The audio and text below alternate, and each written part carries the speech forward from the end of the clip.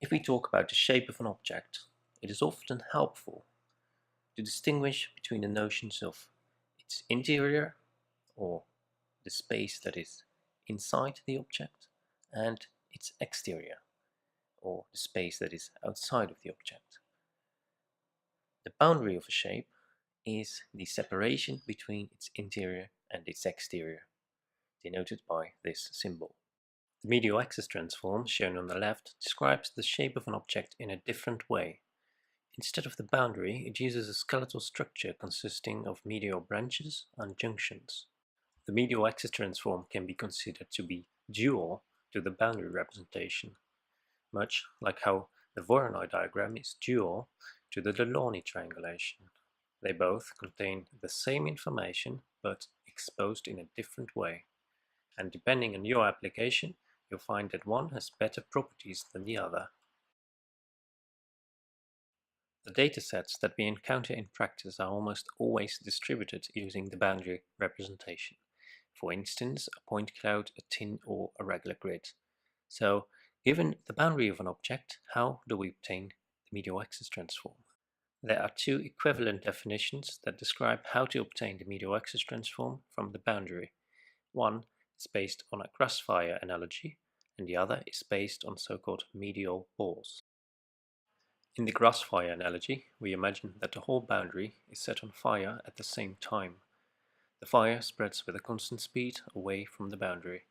The isolines in this image can be seen as the shape of the fire front at different instances in time, as the fire travels away from the boundary towards the middle of the object. The medial axis transform, shown in blue here, appears where the fire front meets itself. The second definition of the medial axis transform is based on medial balls. A medial ball is a ball that fits completely inside the object and is not contained by any other balls that fit inside the object. For instance, this ball is not a medial ball because it is partially outside the object.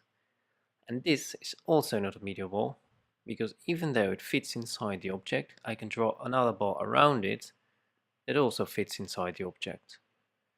This ball, however, is a medial ball. Notice how it touches the boundary in 2 points.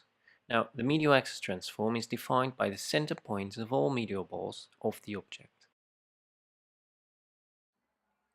Medial balls can also be defined for the exterior of an object. This means there are 2 parts of the medial axis transform, the interior MAT and the exterior MAT. This animation illustrates the shrinking ball algorithm. For each boundary point, a medial ball is found through an iterative process.